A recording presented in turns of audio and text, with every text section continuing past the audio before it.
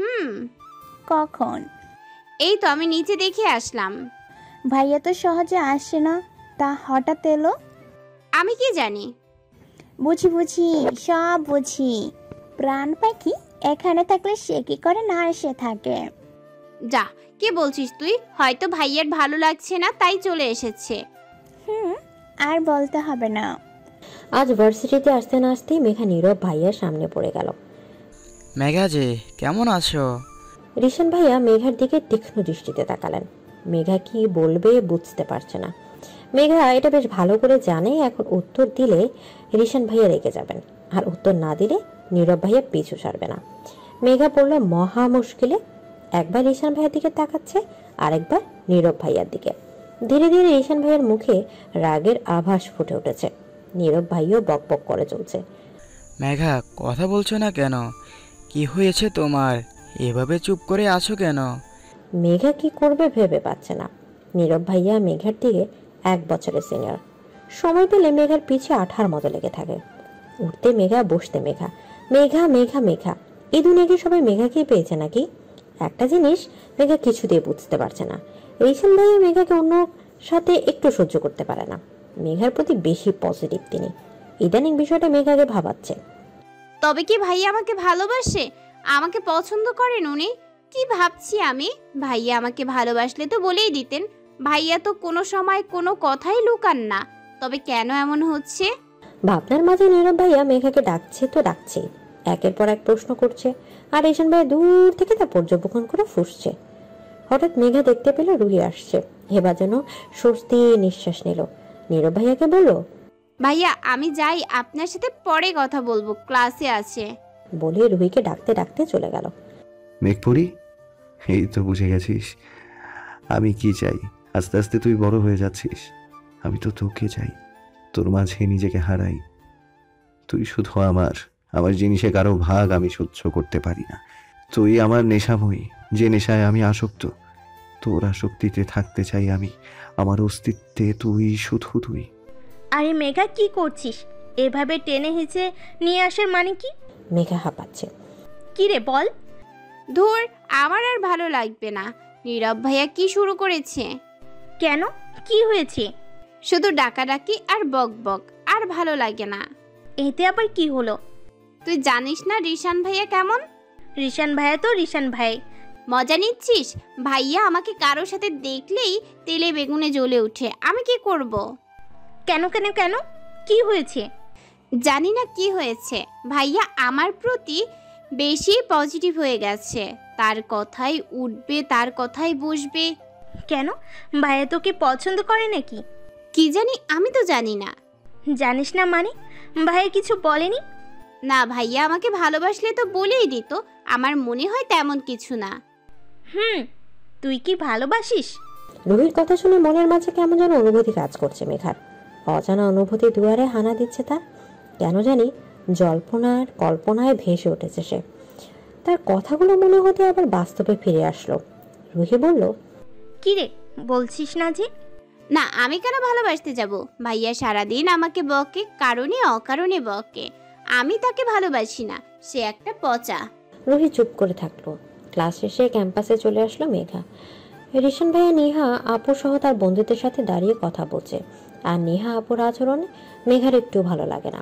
সবসময় ভাইয়ের হাতে চিপকে থাকে, একদম আঠার মতো, মনে হয় যেন জোড়াশালী। তাকে দেখলো মেঘার গাটা জ্বলে ওঠে।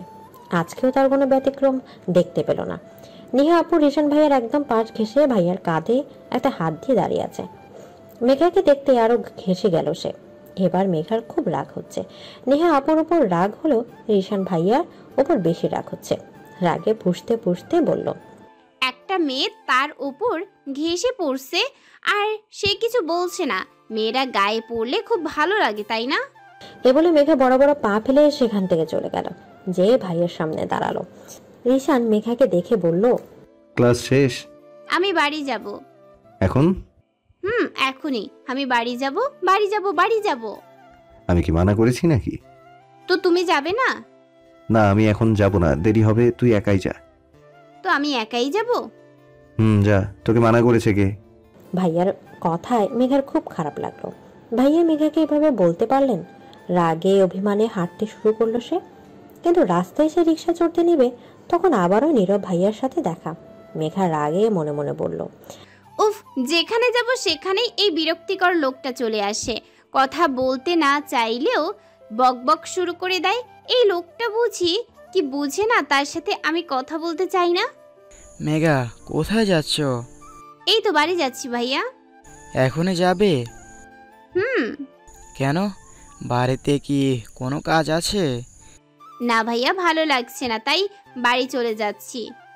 কেন, শরীর খারাপ? কি হয়েছে?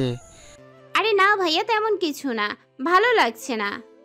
তাহলে চলো সামনের কফি শপটায় গিয়ে বসি, দেখবে ভালো লাগবে। না ভাইয়া, এখন না।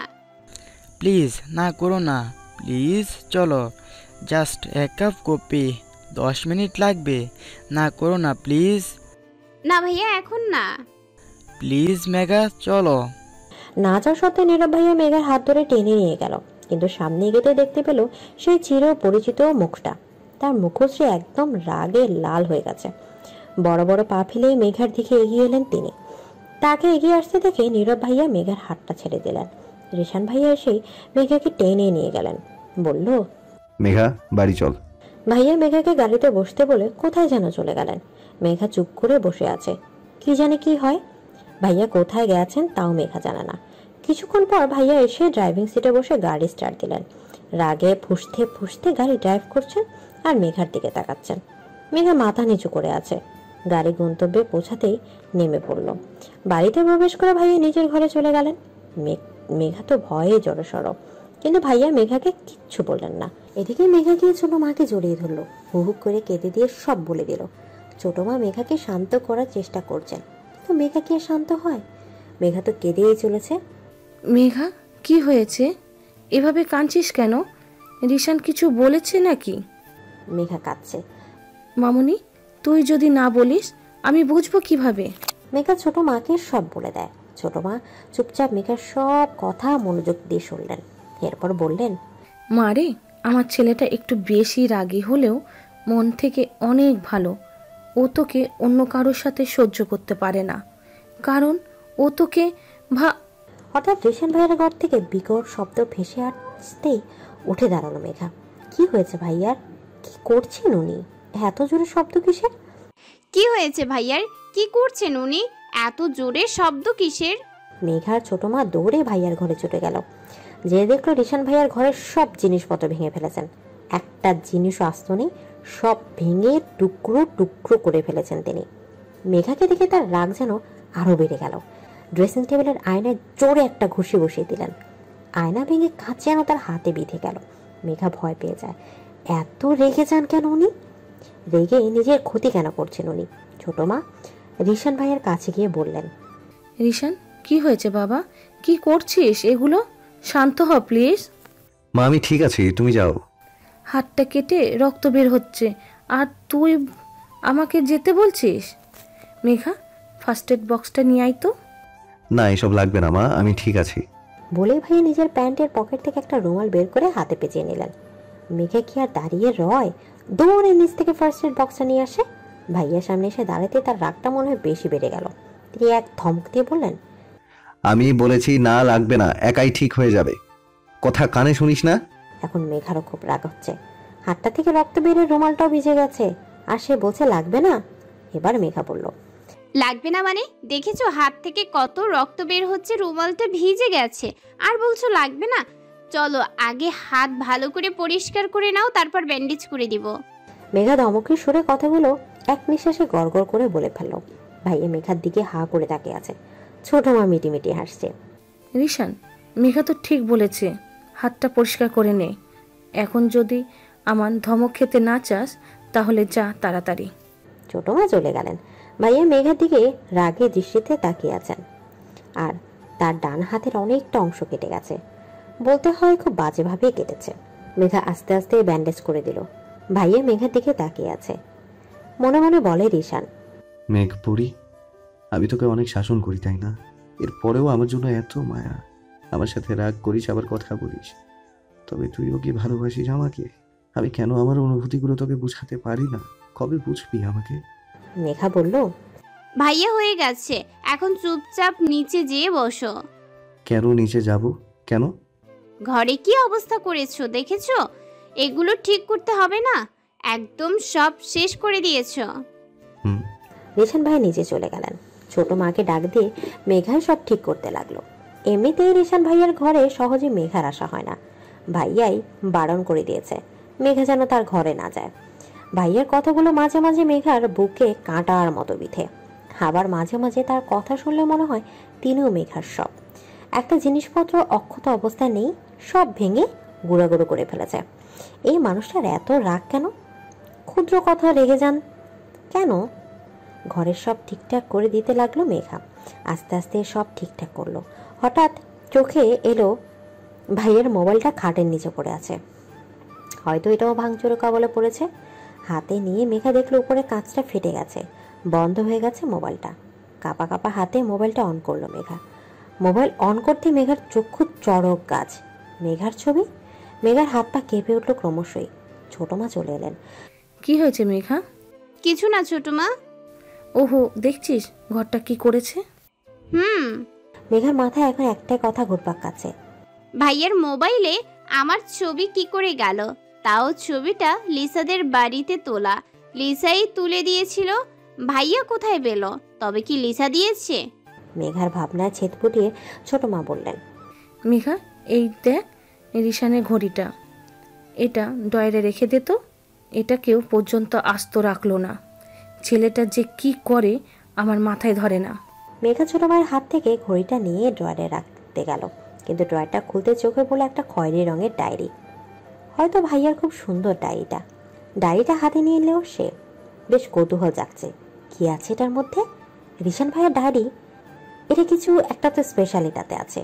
ডায়েরিতে খুলতে নিবে ঠিক তখনই রিশান ভাইয়ের কণ্ঠস্বর শুনতে পেল। মেঘা। মেঘা ভাইয়ের দিকে ফিরে তাকালো। তোর হাতে এটা কেন? এটা ধরেছিস কেন? কারো পার্সোনাল জিনিসে হাত দিতে নেই, জানিস না? না মানে ভাইয়া, এটা ডয়ারে ছিল। আমি কি তুই ড্রয়ারে থাকলেই ধরতে হবে? এই তুই ঘর গোছাচ্ছিস নাকি আমার জিনিসপত্র সার্চ করছিস? ভাইয়া আমি তো। ভাইয়া সে মেঘার হাত থেকে ছো মেরে ডায়েরিটা নিয়ে নিল। তার ব্যবহারে মেঘার কাছে খুব খারাপ লাগছে। কিছু হলে মেঘাকে বকেন। মেঘা কি মানুষ না? ওর কি খারাপ লাগে না? রিশান বলল, তোর ঘর গোছানো লাগবে না, যা এখান থেকে। রিশান, এভাবে বলছিস কেন? তোর কোনো পার্সোনাল জিনিস হলে তুই আলমারিতে রাখ, ডয়ারে কেন? আর ও দেখে তাই হাতে নিয়েছে। ও তো দেখেও নি এর মাঝে কি আছে। ও না জিজ্ঞেস করে এটা নিবে কেন? মেঘা দাঁড়িয়ে থাকতে পারলো না, দৌড়ে সেখান থেকে চলে গেল। ঘরে এসে কান্নার রোল লাগিয়ে দিল। রিশান, ওকে এত বকছিস কেন? এইরকম করলে কি ওর কষ্ট লাগে না? জানি না মা, আমি ওকে বকতে চাই না, কিন্তু তারপরও হয়ে যায়। হয়ে যায় মানে? ওকে তুই কি মনে করিস তোর হাতের পুতুল? যা ইচ্ছে তাই করবি মেয়েটার সাথে? ওর কি খারাপ লাগে না? আর কখনো যদি ওর সাথে কিছু করিস বা ওর প্রতি কোনো প্রকার অন্যায় করিস, তাহলে আমি ভুলে যাব যে আমি তোর মা। আর কখনো তুই ওকে দেখতেও পাবি না। ওকে অনেক দূরে সরিয়ে দেব। তোর স্পর্ধা দিন দিন বাড়ছে, একটু কমাতে শেখ। অনেক রেগে কথাগুলো বলেই রিশানের মা চলে গেলেন। রিশান থাপ করে বিছানায় বসে পড়ল। মেঘপুরি কি বললো মা? তোকে আমার থেকে দূরে সরিয়ে দেবেন? কিভাবে থাকবো আমি তোকে ছাড়া? তুই ছাড়া যে আমি শূন্য। অনেক বেশি ভালোবেসে ফেলেছি তোকে। তোর প্রতিটি অভিমান অভিযোগেই ভালো লাগার কারণ। তোর নামেই শুরু হয় আমার সকাল। কি করে থাকবো আমি? সত্যি চলে যাবি তুই? না না না, পারবো না। আমি আমি তো তোর আসক্তিতে মারাত্মকভাবে আসক্ত। এই আসক্তি যে মাদককেও হার মানাবে রে। রাতে না খেয়ে শুয়ে বলল মেঘা। কিছুই ভালো লাগছে না তার। ফুফু এসে অনেকবার ডেকে গেছেন। ফুফাও এসেছিলেন, কিন্তু মেঘা যায়নি। আজ রিশান ভাইয়ের কথায় বেশ খারাপ লেগেছে তার। মেঘা তাকে নিয়ে কোনো বিষয় নাক গলাতে পারবে না, আর সে মেঘার সব বিষয় নাক ডুবিয়ে রাখবে। নিজের বেলা 16 আনা আর মেঘার বেলা রাত 1টা বাজে। মেঘা দু চোখে ঘুম নেই, এপাশ ওপাশ করছে বারবার। হঠাৎ দরজায় ক্যাচক্যাচ আওয়াজ শুনতে পেল। মেঘার ঘরে এত রাতে কে আসবে? মনের মাঝে কৌতূহল ভয় দুটোই কাজ করছে ওর। চুপচাপ চোখ বন্ধ করে শুয়ে থাকলো। কে একজন ঘরে প্রবেশ করে মেঘার বিছানার কাছাকাছি এসে দাঁড়ালো। চোখ ছোট ছোট করে সব পর্যবেক্ষণ করছে মেঘা, কিন্তু লোকটাকে ভালো করে দেখতে পারছে না। সে মেঘার একদম কাছে চলে আসলো। এবার মেঘার চোখ বন্ধ করে রাখতে পারলো না, হঠাৎই চোখ খুলে ফেললো। চোখ খুলে বসে পড়লো। সামনের লোকটিকে দেখে মেঘা হা হয়ে গেল।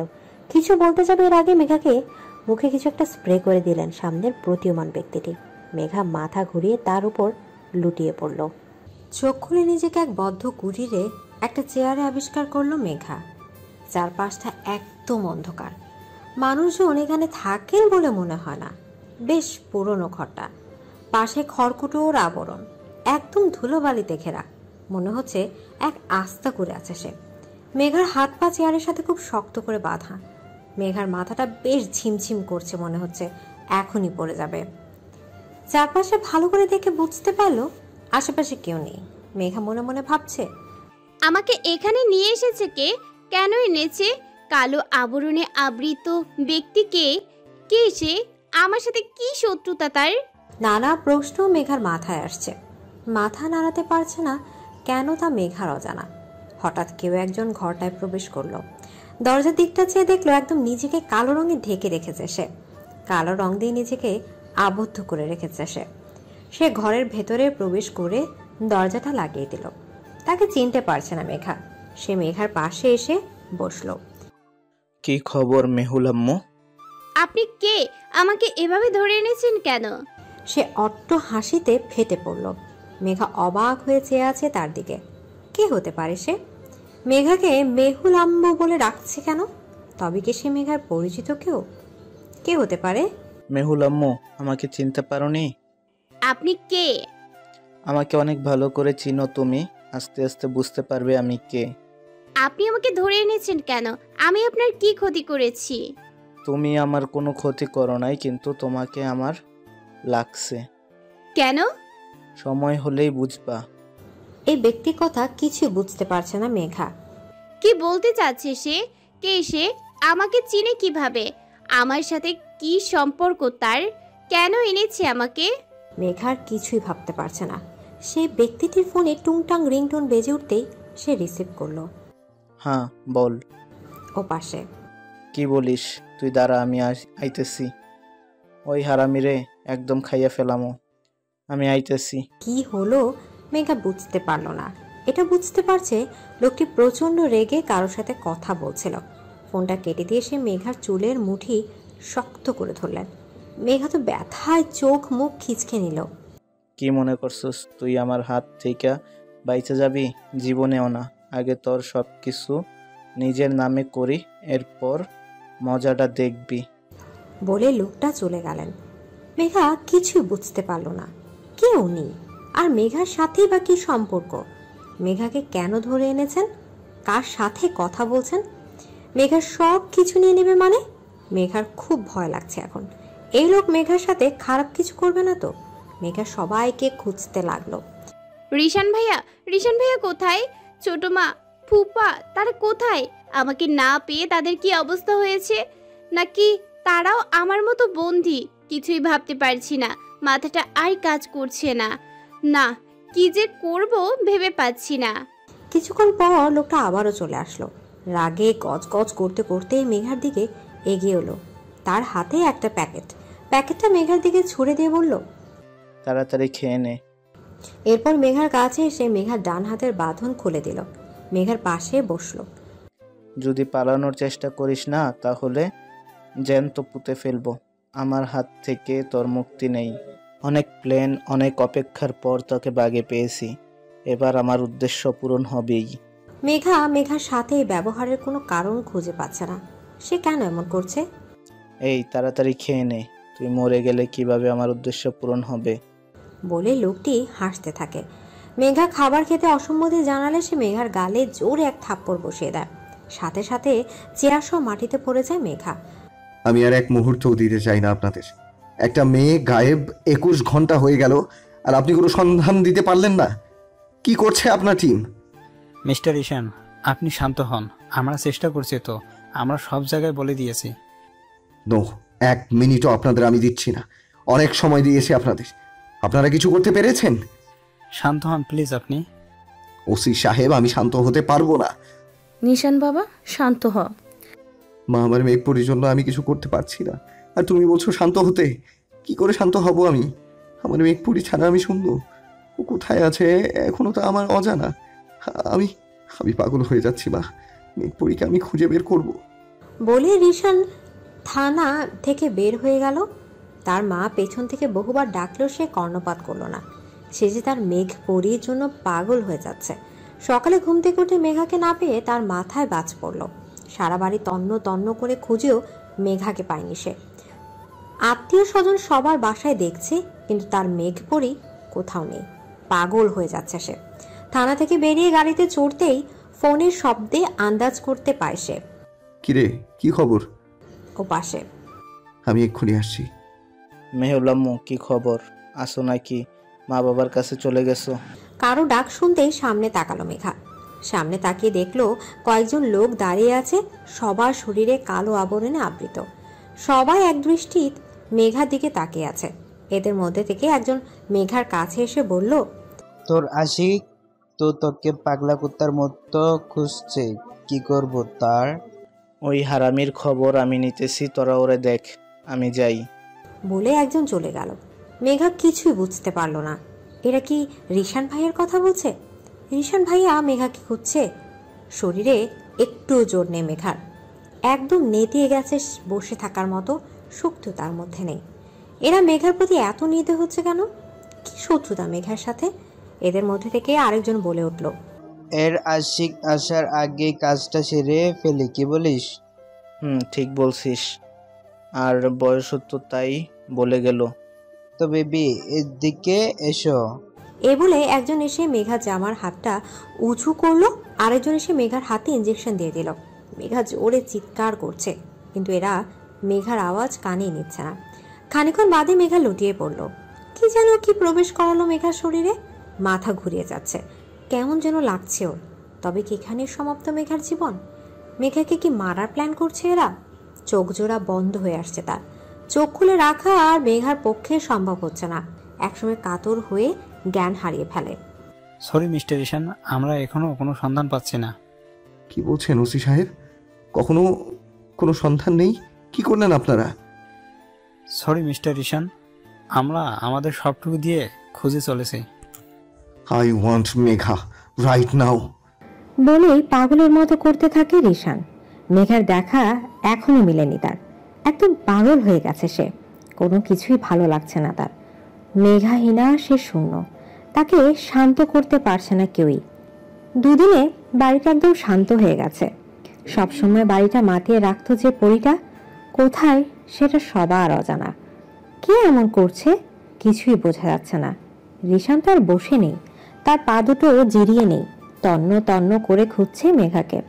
মেঘাকে ছাড়া সে তো পাগল হয়ে যাচ্ছে। বাড়িটা শ্মশানে পরিণত হয়েছে, কোথাও টুটা শব্দ নেই। মণি বেগম তো কেঁদেই চলেছেন, অন্যান্য আত্মীয়রাও এসেছেন, সবাই দুশ্চিন্তায় ভুগছে। রিশানের পাগলামিকে আরো বেশি ভয় পাচ্ছে সবাই। ছেলেটা কেমন হয়ে গেছে দুদিনে, এটা কি আদৌ পাগলামি? রিশানের পাগলামি দেখে আটকে উঠছে রেজওয়ান সাহেব। ছেলেকে দেখে সে বাকরুদ্ধ। মেঘাকে কোথাও পাওয়া যাচ্ছে না। মেঘার সাথে কার শত্রুতা এটাই তো বুঝে উঠতে পারছে না সে।